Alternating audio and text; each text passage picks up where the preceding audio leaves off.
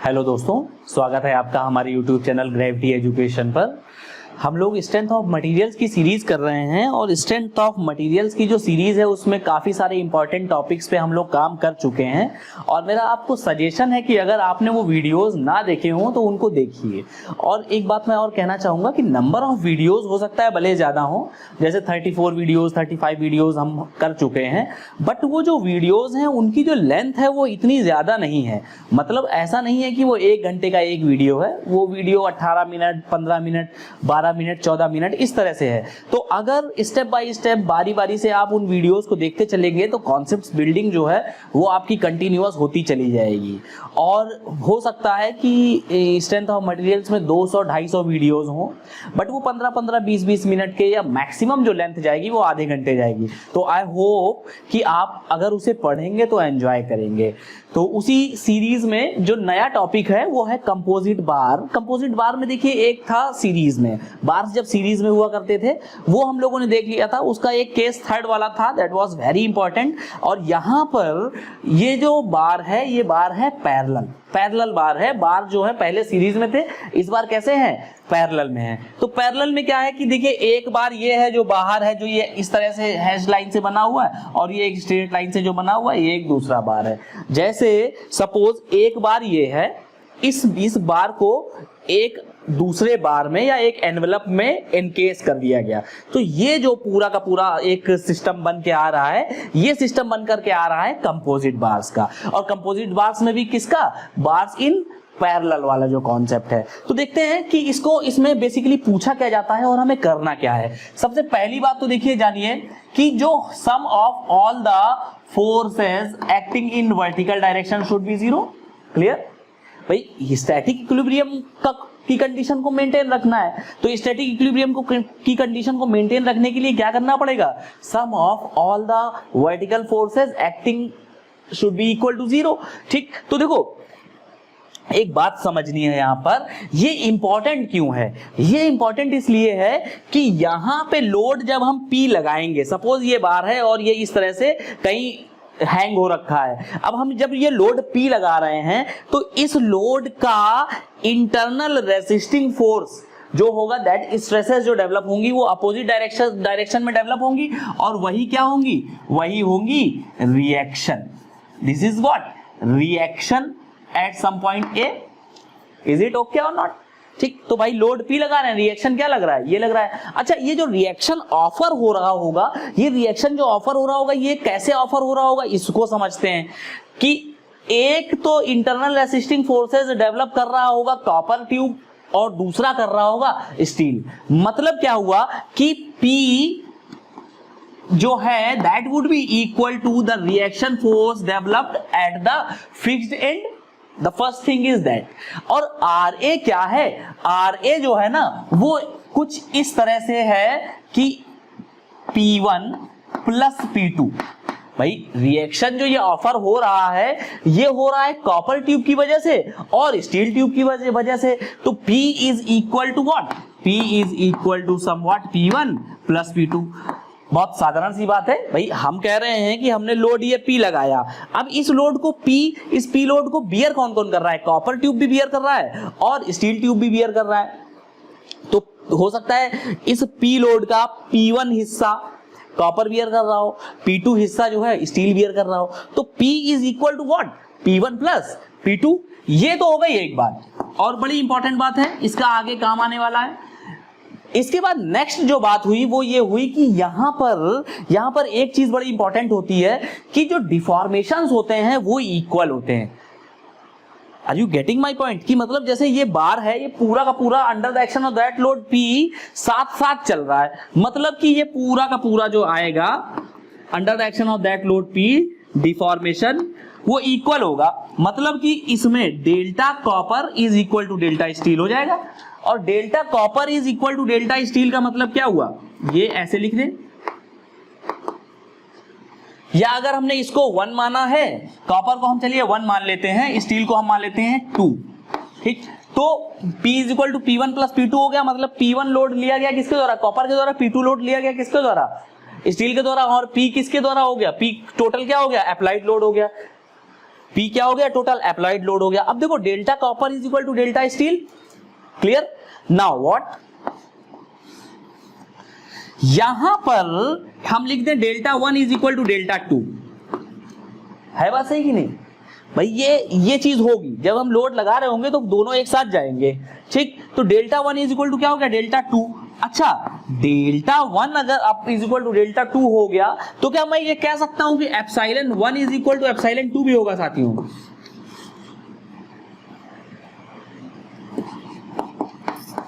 भाई epsilon 1 is equal to epsilon 2 भी होगा। एप्सिलॉन 1 का क्या मतलब है, change in length upon original length. Original length मैं कह रहा हूं कि कितनी है, ओरिजिनल लेंथ है L, ठीक, ओके। और चेंज इन लेंथ कितना है, delta 1 is equal to delta 2। इसी को हम अगर कह दें भैया डेल्टा के बराबर है, हाँ, एप्सिलॉन 1 कितना हो गया, डेल्टा 1 अपॉन L, एप्सिलॉन 2 कितना हो गया, डेल्टा 2 अपॉन L या डेल्टा अपॉन L, फाइन। अच्छा, इस इक्वेशन को हम एक नाम देते हैं, that name is known as compatibility equation, ठीक है। कंपैटिबिलिटी इक्वेशन की बात पहले हो चुकी है। नाउ हमें करना क्या है, हमें ऐसे करना है कि एप्सिलॉन 1 को उठा लो और एप्सिलॉन 2 को उठा लो। अच्छा एक बात बताइए, क्या epsilon 1 is equal to epsilon 2 लिख दिया? क्या हुक्स लॉ के बारे में कुछ जानते हैं हम लोग? सिग्मा इज इक्वल टू क्या होता है, E इंटू एप्सिलॉन। अगर हम कहें कि एप्सिलॉन 1 है स्ट्रेन डेवलप्ड एप्सिलॉन 1 और स्ट्रेस इज व्हाट, सिग्मा 1, और जो ये है कॉपर ट्यूब 1, उसका जो मॉडुलस ऑफ इलास्टिसिटी है that is E1, then epsilon 1 is equal to sigma 1 upon E1 हो जाएगा क्या? बिल्कुल हो जाएगा। Same epsilon 2 is equal to sigma 2 upon E2 हो जाएगा। तो एप्सिलॉन 1 की जगह साथ में लिख दिया सिग्मा 1 अपॉन E1 और एप्सिलॉन 2 की जगह लिख दिया सिग्मा 2 अपॉन E2, ठीक बात। हमारा जो मेन मोटो होना है, मेन होगा कि हम P1 और P2 निकाल पाए। जो मुख्य ये सब सारा काम कर रहे हैं वो इसलिए कर रहे हैं कि load bear by rod 1 and load bear by rod 2 कितना कितना बियर कर रहे हैं ये निकालना हो सपोज, ठीक। तो देखो sigma 1 upon E1 is equal to sigma 2 upon E2 हो गया। अब सिग्मा 1 इज इक्वल टू हो गया P1 अपॉन A1 E1 और सिग्मा 2 हो गया P2 upon A2 E2, clear. अच्छा एक बात बताइए, अगर मैं आपसे कहूं कि भैया इसका जो डाया है वो कुछ दिया गया है या एरिया दिया गया है 1 रॉड का, रॉड 1 का एरिया दिया गया है। भाई रॉड 1 जो होगा ना, that is the outer periphery of the bar, तो आउटर पेरिफेरी का एरिया दिया गया होगा या डाया दिया गया होगा इनका। तो भाई हम इसका डाया निकाल लें, इसके डाया से एरिया निकाल लें और इसका एरिया निकाल लें, माइनस कर देंगे तो हमको इसका एरिया मिल जाएगा कि नहीं, A1 वाले का। ऐसे ही A2 वाले का मिल जाएगा। That is all about what, calculation, mathematical calculation है, वो हम कर लेंगे। तो A1 पता है, A2 पता है, E1 मटेरियल की प्रॉपर्टी है वो हमें पता है। तो क्या P1 और P2 में कोई रिलेशन निकल क्या पाएगा, बताइए भाई। यहां से हम P1 और P2 में एक रिलेशन निकाल लेंगे। जब P1 और P2 में हम रिलेशन निकाल लेंगे, P is equal to P1 plus P2 हमको पता है, तो हो सकता है P1 is equal to 4P2 आए तो P2 is equal to P/5 हो जाए, बताइए। तो यहां से हम इक्वेशन 1 और इक्वेशन 2 को जब सॉल्व करेंगे तो P1 एंड P2 की वैल्यू निकाल लेंगे, ठीक। अब अच्छा अगर आपसे कहा जाए कि भैया स्ट्रेस इन बार 1 निकालो और स्ट्रेस इन बार 2 निकालो, क्या नहीं निकाल पाएंगे? Definitely we will be able to find the value of sigma 1 and sigma 2 as well, just because of we are having the value of A1 and we are having the value of A2 and we have found the value of P1 and P2 by this way, clear. तो sigma 1 आ गया, sigma 2 आ गया, P1 आ गया, P2 आ गया, and what about the deformation? Delta निकाल सकते हैं क्या? एग्जैक्टली बिल्कुल निकाल सकते हैं। डेल्टा कितना हो जाएगा भाई? Sigma 1 is equal to E1 epsilon 1 होता है, एप्सिलॉन 1 की जगह क्या रख देंगे? डेल्टा अपॉन L, क्या डेल्टा 1 अपॉन L कुछ भी रख दीजिए। लेंथ पता है, ओरिजिनल लेंथ, सिग्मा 1 पता है, E1 पता है, we can find the value of delta. Clear? तो यहां से क्या हो गया कि हमको कई सारी चीजें जो जो जाननी होंगी वो हम निकाल लेंगे। इसके बाद अगर हमसे ये पूछा जाए कि भैया स्ट्रेस का रेशियो बताओ, क्या नहीं बता पाओगे? पहले ही बता लोगे यहां से, है कि नहीं?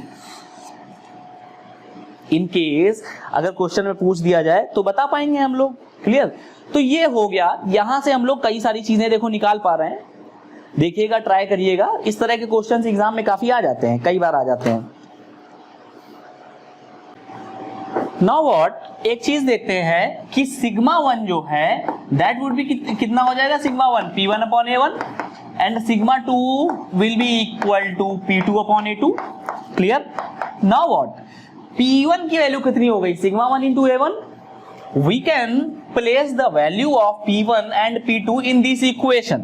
जो the first equation what we have made, P is equal to P1 plus P2, we can place the value of P1 and P2. P1 is equal to how much? Sigma 1 A1 and P2 will be equal to Sigma 2 A2.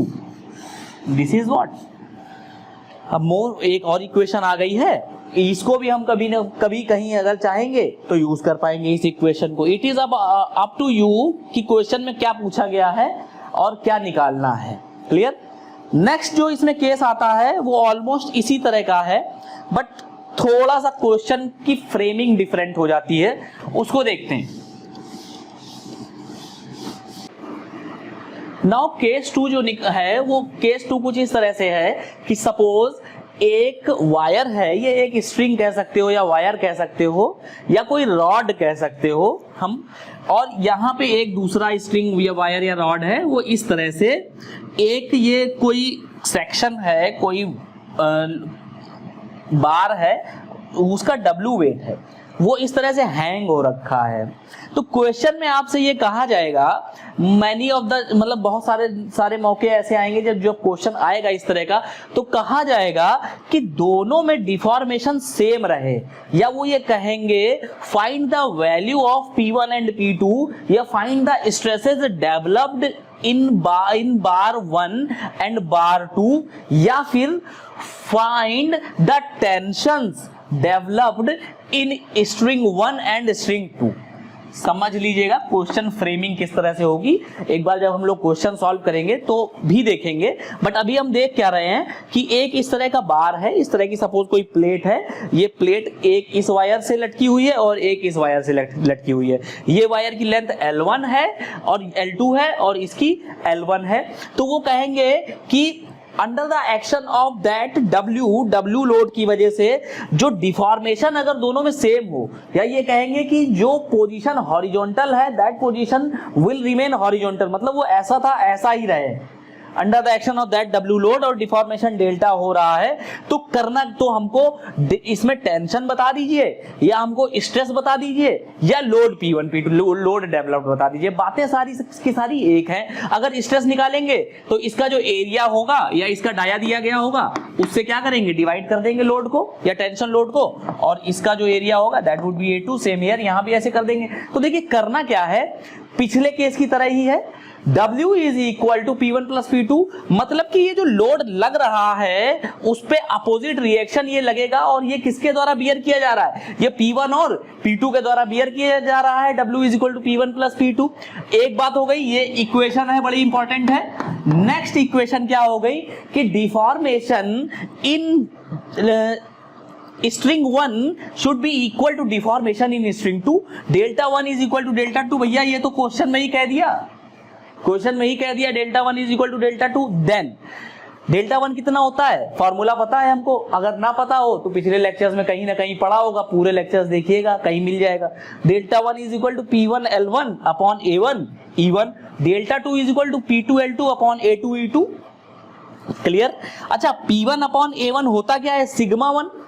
Sigma 1 हमने निकाल लिया, L1 upon E1 कर दिया, P2 upon A2 निकाल लिया, sigma 2 L2 upon E2 कर दिया। तो देखिए सिग्मा 1 अपॉन सिग्मा 2 कितना आ गया, L2 E1 upon L1 E2 जो भी है ये आ गया। और W को हमने इस तरह से कर लिया, सिग्मा 1 सिग्मा 2 जब निकाल लिया हमने तो हमने इस तरीके से W पूरा निकाल लिया। और P1 अगर निकालना होगा तो सिग्मा 1 इंटू A1 कर देंगे, P2 निकालना होगा सिग्मा 2 A2 कर देंगे। तो जैसे भी ये सारे फॉर्मूलाज लिखे हुए हैं, द वे क्वेश्चन सॉल्व करने का क्या है, what is the way of solving the questions, I have demonstrated here.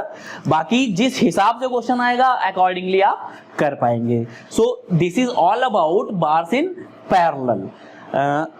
इसके बाद हम लोग कुछ और टॉपिक्स लेकर के आएंगे, जैसे स्ट्रेन एनर्जी हो गया, रेजिलियंस हो गया, प्रूफ रेजिलियंस हो गया, मॉडुलस ऑफ रेजिलियंस हो गया, इस तरह के टॉपिक्स होंगे।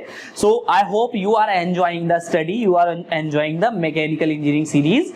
आई am very thankful to you इस हमारे ग्रेविटी एजुकेशन चैनल के साथ बने रहने के लिए। आपका बहुत बहुत धन्यवाद।